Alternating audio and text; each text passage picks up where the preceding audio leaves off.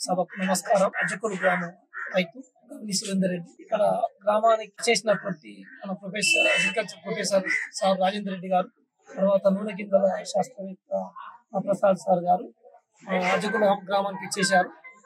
రైతులందరినీ కమిటీ చేసుకొని అందరినీ కూర్చోబెట్టి మనకు వికసిత సంకల్ప అభియాన్ మే 29 నాడు ఇక్కడ మీటింగ్ చేయడం జరిగింది.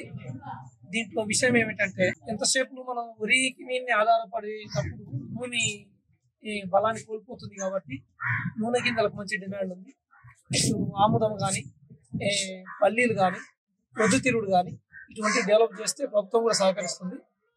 దీనిపై అందరూ అవగాహన ఉంచాలి. ఆ తర్వాత ఇట్లా వరి పెట్టుకుంటూ పోతే ల్యాండ్ భూమి మన సత్వ కోల్పోతుంది కాబట్టి రాబోయే కాలంలో మన పిల్లలకు కూడా పంటలు పండకుండా అవుతుంది.